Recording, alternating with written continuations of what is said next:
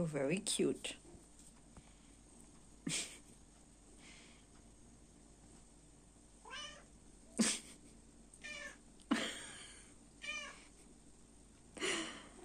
Oh. So, Keanu Reeves, Mr. Neo, Mr. John Wick, Mr. Constantine, Mr. I give up my seat on public transport for others because I'm just adorable like that. Mr. If you're stranded in an airport with me, I will arrange accommodation, transport for you, and also serve as a tour guide. Mr. You're breathtaking. You're breathtaking. You're all breathtaking. Mr. I don't touch people because I respect personal boundaries. Keanu Reeves has co-written a comic book, because of course he has. Brzrkr. Legend would have it they came up with the title during the Great Vowel Shortage. So I read the volumes that I could get hold of in physical form because I like reading physical books, but there are a whole bunch more available online. So it was written by Keanu Reeves, Matt Kindt, and illustrated by Ron Garney. And honestly, this is exactly the type of comic book that you would expect Keanu Reeves to co-write. On one hand, a philosophical, historical, sociological, political concept surrounding human nature. On the other hand, extreme violence. This series is a gore fest. Like, seriously, we're talking limbs and guts flying every other page. So big warning if you are sensitive to stuff like that. So this book tells the story of a guy called Utute, or at least that's how I'm going to pronounce it because I don't actually know how you say this. So it takes place in the modern day, and he is a Brzrkr. He is, as far as we know, a sort of demigod who is immortal and invulnerable. He also has this kind of primal urge to go berserk and rip apart any creature that is made of blood and flesh.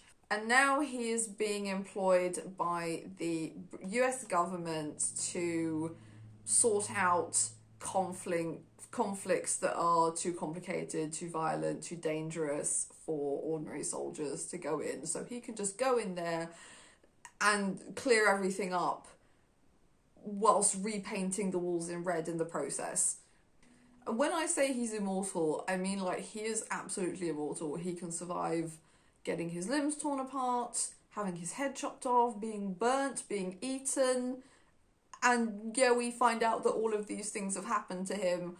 In exchange for his cooperation, the US government are running tests on him to try and find a cure to his condition so he can live out a normal life and die, whichever comes first. He, however, is convinced that they're trying to make an army of him, so an army of, like, invulnerable soldiers. So he agrees to have all these tests done on him, like he's essentially a glorified guinea pig for the US government military operations or whatever. So in the first book we find out about his creation, as it were. He was born 80,000 years ago into a little village that was plagued by surrounding villagers or warriors, I guess, that would come and pillage their food and their people. And his mother prayed to the gods to have a weapon or some means of fighting back against these invaders. Thus, Utute was born. And the entire concept of what this character represents is introduced because right back at the very dawn of humanity, there were already just ordinary people, peaceful villagers, just trying to live out their lives and get on with it, and others who would take up swords and go and bash people, you know, do it the easy, violent, horrible way to get whatever they wanted. This reminded me of, I don't know if you remember this song, Krigsgaldr by Heilung. Like, everyone on YouTube was reacting to this song a while ago.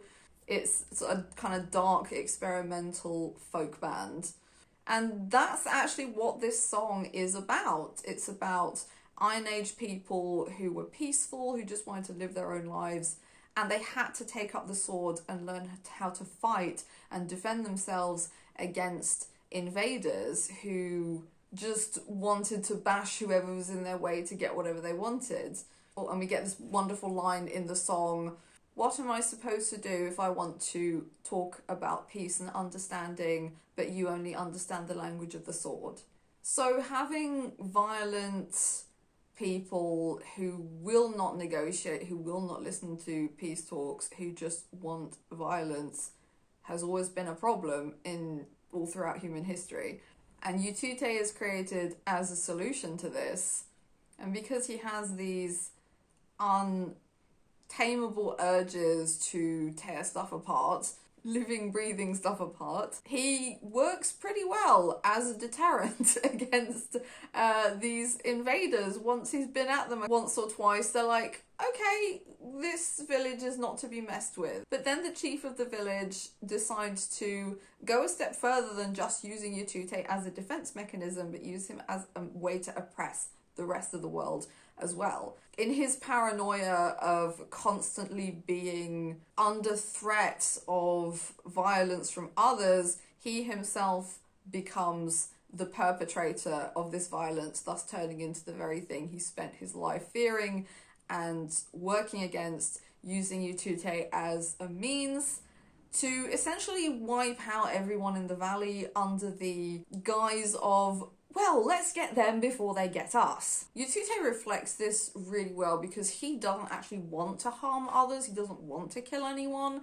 but he has no choice. Like the peaceful farmers having to learn how to fight, he doesn't want this, but he has no choice. Pretty much most of humanity doesn't want this, but we have no choice because there's always going to be nutters out there with weapons. And I like how it shows how some of these nutters are created by living under the fear of other nutters and thus creating this never-ending cycle of violent nutters. And so on, and so on, and so on, all throughout history, until we get to the modern day. So the first book doesn't actually have a plot. It's more like a introduction to the character and the concept. Here's the character, here's what he does, here's why he exists, here's what he represents. So it's more like an opening to, this is the thing that we are going to explore in the future. So yeah, if you're like expecting a comic book that has like a plot to it or some kind of like character exploration, it really doesn't. Like, that's not what it is. It's more about how human beings have tried and tried and tried over time to push peaceful ideologies and how it usually doesn't end well, even though it's a nice idea.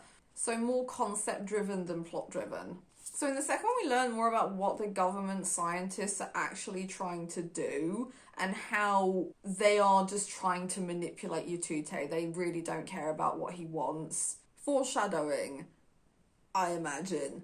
There's also a great moment in this where he has a conversation with one of his fellow soldiers who asks him how he's kind of known throughout history who is the right person to fight for, like who's the good guy, like, you know, the good versus evil, right versus wrong ideology. And Yutute explains that it's way more complicated than that. It's not about good versus evil, it's not about right versus wrong, it's about two opposing teams that will come together and clash for whatever reason, and how they pretty much all believe that they're in the right. No matter what terrible things they do, they will justify those terrible actions, just like his original village chief justified what he was doing, that he was protecting his village, when actually the threat had long gone and he turned into the very thing he feared. So more of this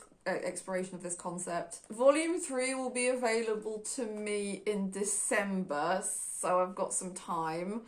Unless I snap first and go and read the rest online. I don't know, we'll see. I am very curious about where this is going. I'm invested. So, thoughts. As I said, if you're looking for something that's plot-driven or character-driven, this isn't it. So, if that's really what you're hoping for, then maybe give this a pass. Also, as I said, it is an absolute gore fest. There's like blood, giblets flying everywhere. It gets very graphic. So again, if you're sensitive to these kind of things, maybe give it a pass. Especially as it's like not just humans getting themselves ripped apart. So, because I know that some people are like, they don't mind when it's humans, but when it's animals, they're like, no. So yeah, be warned about that as well. But as far as I'm concerned, I think this is brilliant. This is a concept that I really feel strongly about, and I think it's super interesting to have it explored in this way, not by a character who is trying to achieve peace and being like, hey, we should all love each other, but one who is just insanely violent in a way that is completely uncontrollable to them and completely beyond them. And the metaphor, the metaphor is there, and I love it. And like I said, I'm very much looking forward to what happens next. Please don't spoil anything if you read the rest of it. And I think it's absolutely brilliant. I really love this character. I really love this concept. And I will definitely be following up on this when I get hold of the next physical copies of these. Also, I think I've succeeded in recreating the cocktail that I had in Paris. I'd never mixed cocktails before, and so I decided to try that, and honestly, this isn't bad. So that's it for this video. I hope that you enjoyed it, that it was useful in some kind of way. As usual, don't forget to love, share, comment, and please subscribe to my channel. It means a lot to me. Thank you so much for watching, and I'll see you all next time. Bye bye.